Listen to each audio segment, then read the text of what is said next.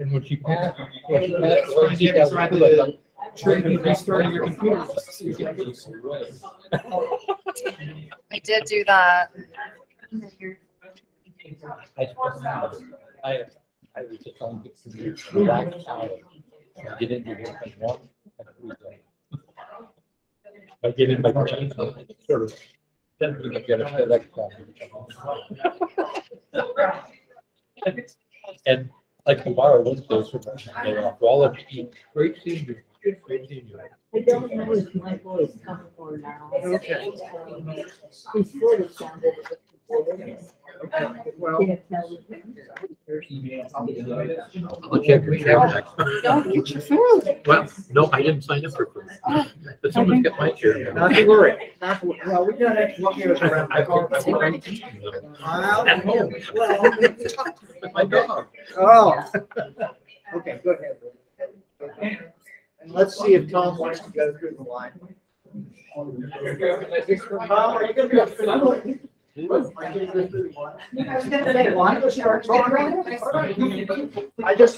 want to. All right. If you give the disability's attention, we're going to get the meeting started. I handed this agenda to most of the people, or Nick did, to most of the people who want to come to the room. We have a few matters of business we have to do as an organization tonight. So I'm going to call the meeting to order. It's a little after 6:30, but we're doing okay.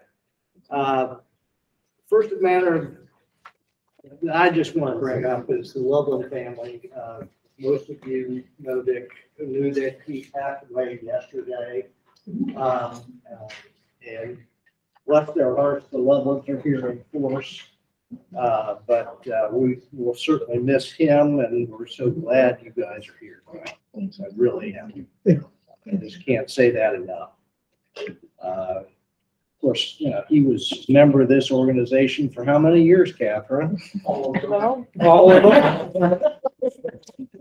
He did love it. He loved it, yes. I was more active, but Yes. he did a lot of both Boy Scout training Right? in the history of Dublin. And Right. so Dick was a scout leader when I was still in scouts, so let's just put it that way. And I'm not going to say how many years ago that was, but it was back. But we'll certainly miss him. But thank you for being here. And these are all my kids. So Yeah. a daughter, Kath, they all went to Dublin schools. And so I can tell you about some stories about where some of those Dublin schools are. We do have a couple matters of business that we have to take care of tonight while we are gathered as a membership. We've got the task in front of us of electing 2 new trustees for the coming 3-year terms. The nominations for those seats are Mike Hewell and Bert Mathias. You would both stand up so everybody can see who you are. And I think it's a matter of order that I open it up for nominations, open it from the floor if anybody has an interest in nominating anybody else. Okay, here it's done. I entertain a motion from the membership, any member, to elect these gentlemen to their seat. And Marlon's making that motion, I second. and Nick is second. Thank you. Next up, we have to vote to elect officers for the coming year. Nominated have been as president. I let myself get into this again. It's been fun. For vice president and treasurer we've nominated Nick Vesha. Nick. And then as secretary, who is running our video feed here tonight, is Katie Gould. And at this point, I'll open up to the membership for any nominations from the floor. Hearing none.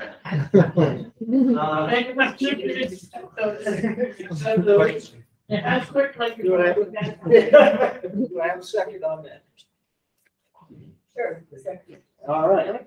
All in favor? Aye. Aye. All right, we're in for another year. So the only other thing we really want to talk about this year is some of the things we have done as an organization. Coming out of COVID, in 2020, and we started doing some stuff more actively in 21, but it seems like we've really hit the ground running. It's probably the best way to say it for what we've seen in 2022. And I went ahead and listed these out on the agenda just so I didn't forget all these things. But it got to be kind of a chuckle as far as how many things I got to write down. First of all, early in the year, we purchased another set of headphones for walking tours. And those headphones are getting a lot of use. In April and May, March, April, and May, right, Katie? The Davis cabin. And Katie Gould, who is a teacher of gifted students in the Dublin school system, took this Davis cabin opening up as a project using her, well, not using, that's not the right word, but involving the students to help and make it a teaching project at the same time. Katie, would you say just a couple of words about what all you did? Many years ago, I contacted the Historical Society because I taught at Indian Run, which is right next door to where the Davis cabin is currently located. And we always taught Ohio history to 4th and 5th grade kids, and we thought, wouldn't it be nice if they could actually go in the cabin? And so I had Tom meet me one year, and we took kids over there, and we sat in an empty cabin, and we said, imagine the furnishings of the cabin. This would be here, this would be like this. Imagine there's a bed and how crowded it would be, and imagine, and the kids, they don't really have much knowledge of that time period. So I changed jobs then and went from the regular classroom into gifted education, where I had smaller class sizes and kids that are ambitious out, beyond my wildest dreams, which is great when you have a big project that you want to do. And that's when I joined the Historical Society, because I thought, okay, well, I'm not going to go and ask for things that I'm not going to work for myself. No, I'm the secretary. 2 years later. So it's been a couple of years in the coming, I guess, and just brainstorming with all the people from the Historical Society and thinking, how can we on a zero budget furnish this cabin? So the kids started emailing all over the state over the past year, emailing different historical societies and asking, what do you have? Do you have anything you're willing to donate to us? And we thought, okay, maybe we'll get some small trinkets to put in there. Great. If we get a few items of, cutlery, or if we get a few dishes or bowls or whatever, we'll take what we can get and give you. And so over time, we emailed around November. You know how that goes. Everybody's preparing for the holidays. We didn't hear anything back. But then finally by February, we checked back with people. They'd all had their meetings like we did around this time of the year. And people started slowly emailing us back and saying things to donate. And then between that and Facebook Marketplace and me just reaching out, and when I told people what we were doing, sometimes they'd say, oh, yeah, just take that one return. It's been sitting in my garage for 15 years. I don't want it anymore. So basically, we were able to furnish the cabin. We also worked with Souter Village. And if you've never been to Souter Village, it's up in Northern Ohio. It's an amazing, it's kind of like the Ohio Village on steroids. They have multiple different time periods. It's amazing up there, a really fun trip. And you can stay up there, they have a hotel and everything. So I drug my family up there with the U-Haul. We took a bunch of stuff back from there. We got some things from some of you. And actually, if you have anything to donate from that, it's such an early time period. It's, the early to mid 1800s. But if you have something, come see me tonight, because we're still collecting things. We still could use some other things in that cabin. But now we have beds. We have a table. We roped beds, which was a good aerobic workout. We had to watch videos on YouTube about how to rope beds.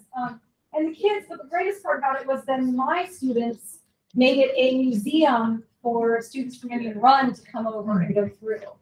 And that was the coolest part, is just seeing the teaching part of it. And we had a person who was spinning there that came one day. We had so many people from the community come in. We also just had the kids making stations, and we set up stations all over the Indian Run Falls Park, and we all dressed in pioneer garb, and the kids even made their own bonnets and aprons, and we also made a big quilt together, which was a bit more than I could share. Still not done, but you know how that goes. So it's an ongoing, like I said, this is a couple-year project that we hope to keep doing, and we hope to open it up again this spring. So if you missed it last spring, we'd like to open it up again this spring, have the Indian Run students come over again and open it up to the public again. And it's cool now when people go by and look in the window, there's actually a few things in there. We don't have everything in it because we were afraid that people would break in and take things. So we left most of the stuff in the building beside the cabin. But yeah, it's just nice now when people peek in, there's information. And Tom Hilton's working on a historical sign for that cabin, because it's been kind of a neglected, not neglected, but kind of a untapped resource. Ignored resource. Yeah, untapped resource that was moved so long ago by the Historical Society there. And what a shame to have it sit there empty when we have two schools. I'd like to involve the middle school next year as well, just because it's something else we can kind of add on and include more kids. And, we also opened it for the 4th of July parade, which was not a huge hit, but we probably had about 30 people come through. So hey, it's something, but it's fun now just to. That was a sign. Yeah, that was just people kind of coming and parking in the parking lot and walking by and kind of seeing it. So we talked about maybe opening up again for the St. Patrick's Day parade, or when we have more people in that area, when we have more people from the Historical Society too. So thank you those of you that donated. And like I said, see if you have something that you would like to get rid of that you think might fit that time period. It's really kind of 1830s to like late 1800s, I guess, is kind of what we were accepting in terms of, because that cabin really had people living in until the early 1900s as a little home. So thank you for letting me speak, and thank you for all the hard work of all the people in the room. I need to mention Mike, who put a stairwell, made the stairwell safe so that children could look in the loft of the cabin too. And he and Clay and Tom also helped me put a fireplace in there. The city took the fireplace out many years ago, and it was just like cement where the fireplace should be. And that's the main part of the Pioneer cabin, is the fireplace, the whole kitchen. So we kind of put a faux fireplace in there, and so thank you to them. They did a fabulous job. They did. It looks great. And now it has all the stuff on it. It has a mantle. It has all the stuff around it. It looks really authentic now. So. But that part wasn't done. We actually had to buy those. Right. Yeah. So overall, yeah, I think you did that project. It was a very low budget. $400. Yeah, very low budget project with Pretty incredible. large bills. So yeah, but thank you to the society for supporting that. All right, thank you. All right. Now you see that kind of energy is why that. Other things that we did during the year, we updated and relocated artifacts into a display case right here in the rec center, just outside the seniors lounge. It's kind of fun. There's a telephone there. That's the old dial telephone. That now is considered an antique. I grew up. Volunteer Day in May, we had 6 volunteers from IGS come and help clean the wainscoting at the Kaufman Homestead, among other things. June 14th, Tom Holton was right here in this room making a presentation to the Dublin Seniors Group on the construction and settlement and the history of the Kaufman's building, the Kaufman Homestead. Is that a fair summary of what you talked about there? Gary Orange, who's a member of our trustees who's not here tonight, worked with the heritage interpreters over Paris Wright Park as far as the earthworks and so forth. In July 26th, we had members of the Wyandotte tribe out of Oklahoma stop at Scioto Park, and they made a presentation that we happen to catch on video. So if you go to our website, you can see the presentation on. It's about Leatherlips and the history of his passing. August wasn't it that did the tours, the lead tours? Yeah. In August, Tom and I went on, with the help of the senior center over there, we led 2 tours around the village of Dublin, the city of Dublin, all the way up to O'Shaughnessy, all the way down to Hayden Run, and on a bus, of course. And probably 2.5 hours at a time, 2-hour tours, very well received. We had approximately 15 walking tours this year through historic Dublin at various times. We dabbled with the walking tour during Dora, which seemed to be well received, and we'll work on getting a couple more of those scheduled this year. Marlon and Carol Holman both led a bunch of middle schoolers 3 different times. Is that right? It was 3 different groups. 3 different groups On the same day. Historic Dublin. We had 2 or 3 different groups. English as a second language in April, late April, if I'm remembering right. So and you know, the Dublin High School class in 1972, we led them around and learned history from them as we walked around. Which kind of fun at the same time. Those have been very productive as far as tweaking my mind and say, oh, that's right, we used to do that. This year we opened up the barn in the schoolhouse on October 13th and 14th for the spectacular event. We had approximately 500 students come through the barn over those 2-day periods, all in costume. They weren't too interested, but we got a lot of people through the barn. We've been monitoring the plans for the redevelopment of the North Riverview properties. Tom Holton is a member of that committee with the city of Dublin. Mike Jewell here is sitting on the architectural review board and keeps us abreast of things that are going on with coming before the architectural review board. This year we began discussions on how and where to establish a museum/headquarters in the whole Dublin. This is be a huge undertaking. I'm going to say that right off the top. And as I sat down and wrote these thoughts out last night, I'm going, what are we doing? But it's the right thing to try to do. So we're going to move very cautiously. The staffing issues, it could be housing, all that type of stuff. So we're looking into that. We participated at the very first Founders Day put on in the historic Dublin district by the Historic Dublin Business Association, and Nick Vesher was our representative with respect to that. He does a good moonwalk. Yeah, and he led the moonwalk competition on stage. Stab it passes for entertainment. And Tom, I asked you to stand up and maybe talk to us a little bit about all the improvements that happened at the top of the homestead here in the last few months. And what's on the table? Thanks. For years, the governors have been troubled a little bit by the conditions of the walkway around the coffee house. The walkway is falling and it can be trip hazards. So been asking the city to help us get that taken care of. It's been difficult to get it on the priority list.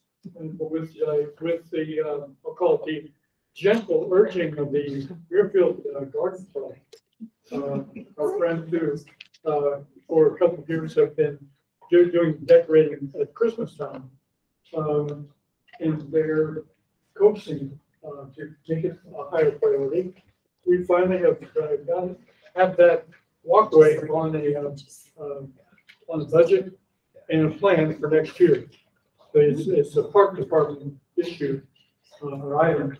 So it is going to be done. The walkway itself will be redone sometime in 2023. In March, I'm supposed to check in with Brian Nash. I know. Still need to start to find out when it's going to be scheduled, but at least the whole walkway, the plan is for the whole walkway to be done entirely encircling the house, which is not here now. But what we do have right now as an improvement is a railing, a handrail on the east porch, which we have never had before, and it fits in sort of a country style. It's a wood handrail. And for the front steps, we have an detachable handrail, metal handrail, which we could use just for events. And that is something that we've been thinking about for a long time.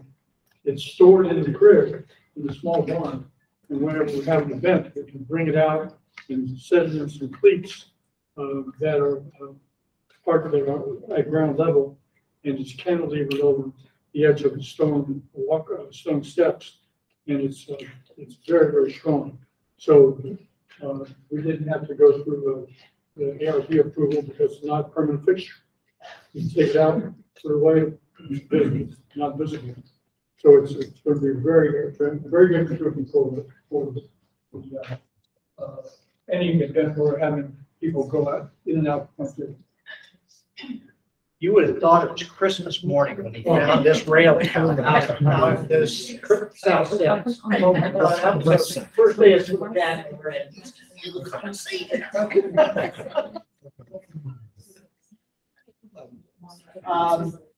Last on the list was we received some really nice artifacts, gifts from members and friends of the society. I'm going to point out Ann and Ron Geese, who donated one of the rope beds for the Davies cabin. And just recently, I'm going to go over here and lift this up. Or Tom's going to lift it up. Jeff Wright, who graduated from Dublin High School in 1967. His father was given this painting of the bridge in Old Dublin down there by, I don't know whether they had a commission or what it is. Jeff doesn't know a lot of the history, but Jeff is just getting ready to retire from his law practice in south of here, and wanted to give this to the society. Now, where we're going to put it, we're not sure. We may have to have Tom hold on to it. We'll store it. You can store it. I was going to say, you can store it. We'll store it in the records room temporarily. Right, very good. But we're very grateful for the gifts, and we didn't go through the committee on either one of those gifts, but that's, you know. It's one of those things, you know. It's done, you know, blessed. We ask forgiveness, not permission. And with that, go ahead. So there are also two things the Historical Society worked with the city on. There's a new Ohio history marker at the Lewis Springs Farmstead on, if you haven't been over there yet. It's kind of by the walking path. It's a building that's owned by the city, but it's used by the Golf Club of Dublin right now. But there's a nice history of their farm and the property. It's an official Ohio history marker that's in place. So if you're ever on that walking path, check it out. The other component of that same project was the African-American cemetery that we had identified. I mentioned it last year, maybe last year's meeting. Yeah. So that has progressed, and it will actually be installed, all the fencing. We've worked with the descendants all year.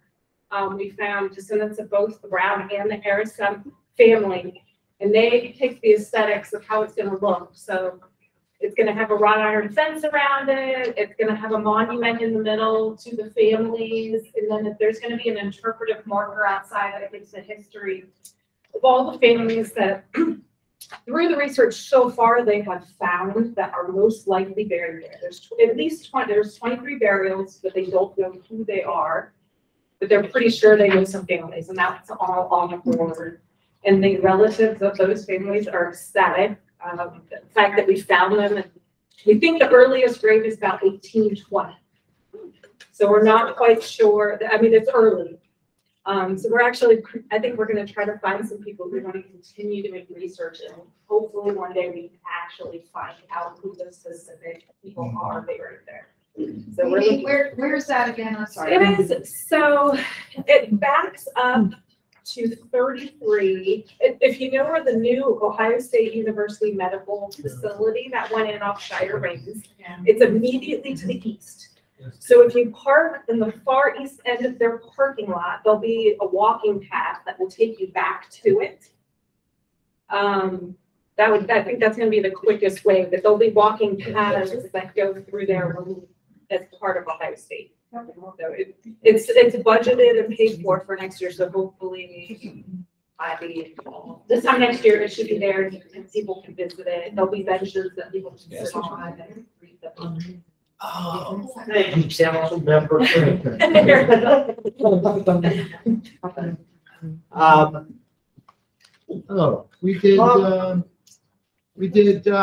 Katie put together kind of a historical treasure hunt. Yes. And another educator, couple educator, John Witt. What school does he go to? Yeah, Double Sayota High School. Double Sayota High School. Oh, he's high school. Oh. Yeah.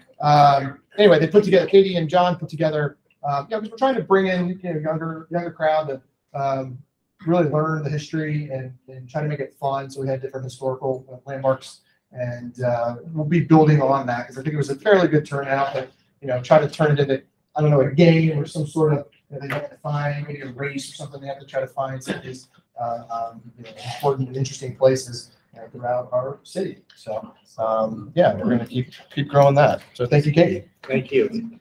I forgot about that. Yeah, you did a I'm lot. sorry I missed that on the list. I forgot we did that too. It's been, well, because we planned it after last year's annual meeting. We sat down and like brainstormed it. And Yeah. It was Nick's idea. Well, I just do this. utilized children to make use their talents and skills.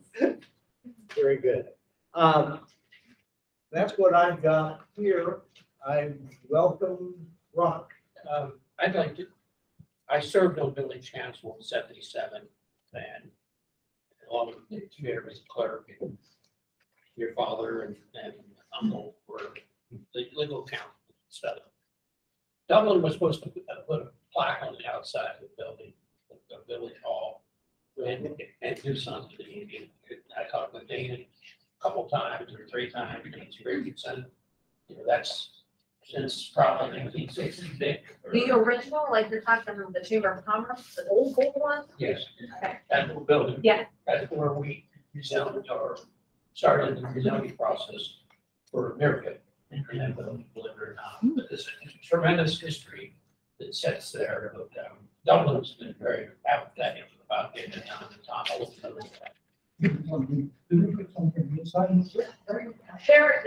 There are a few, when they did the remodel for the chamber, there is some information in the inside on how did you go to the remodel? Well, training? we walk around and just say Village Hall from 1954, Okay, so you're talking on the out, you're walking, Yes. okay. right on the corner. Just to commemorate what it is. And then another thing that I can follow up. and Tom knows, Nick found out tonight, I worked at the Dublin Food Market, paid my way through college, which is 36 or 32 South. 32 South High. I've had a campaign to get that place cleaned up for the last 3 or 4 years. I second your motion. And it's unexcusable, but we can't get craft paper cover up the windows that I used to have to wash for 7 years. And I did make an effort to get plywood put up over the windows. But the outside of the building is pitiful, and we did volunteers. Not the one that sold the, the white library. Don't call it our class. Yeah, Yeah, thirteen it's to two. Yes. Yeah, so that has an approved final development plan. Someone bought it and it's the north side with, you're talking the one right next to Barbershop, right? No, Yes. it's the Thomas class, it's the old grocery store. Yeah. Come on, next time. It's right next to me, eh? Yeah, right next to- Oh, okay, one more further south. The two buildings in between Nick and the barber shop. No, it's not the white one. Double foot bar. Right. It was, it's. It's an old shotgun. Yeah. Yes. Okay, yeah, great. So it has a gentleman bought it, and it has plans for remodel. Oh, was that in here? Okay.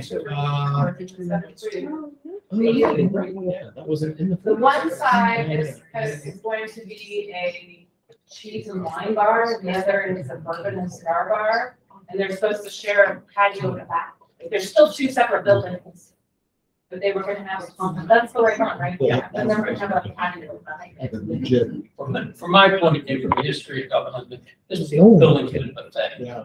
It's just an eyesore, and the application shouldn't have been accepted until it was cleaned. I thought, boy, That's like, I was still on, I think I found the development plans only good for a year, so I don't know if I'm moving on it or not. well, Jay Lou went through it, they tore the floor out. I'm just saying, from a historical point of view, we need to lobby some of these items. And the last thing is, I live beside two large old barns that Dublin owns, that when I was on planning zoning, we made sure that we kept them. The insides are empty or trash, and they should be made available. One of them should be made available for historical society to store overflow stuff. And I think it's a reasonable request. The old telephone tower farmstead over the Frank Mitchell's farmstead. These sort of stuff at the Conan, aren't they? Yeah, something. Yeah. That's a number. And just from that discussion. Yeah. Okay, well, thanks, Ron. Appreciate you bringing those up. Get those here. We'll see what we can do. Amy's a good source out there. Other discussions, comments? I'd like to mention that two of my high school classmates are here in attendance tonight. So we're having a mini reunion. 1/40 of our class. You call my mom. Now, she would be here. Oh, she's here. It's amazing how small this town still is in this room. Any other business to come before our organization? I make a motion to adjourn. And maybe have some dessert if we haven't had it already. Do I have a second on that? I second them. Nick Besham seconds. All in favor? Aye. We're done. All right. One more year. But, That's you know that I lived to 37 North River. Is that right? Grandmother there for the 3 weeks. And it still stands, that's what we're most. They throw the front up. Well, I mean, those buildings are all over by the city. It was good with the 80s. Yeah. Yeah, I think the entire house. I want to do it. 45 of those down here in the park. You can have those walls.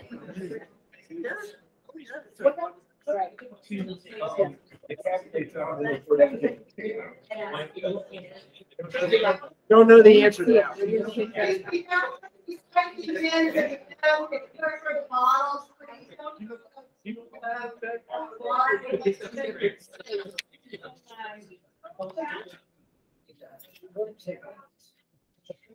Full of, okay.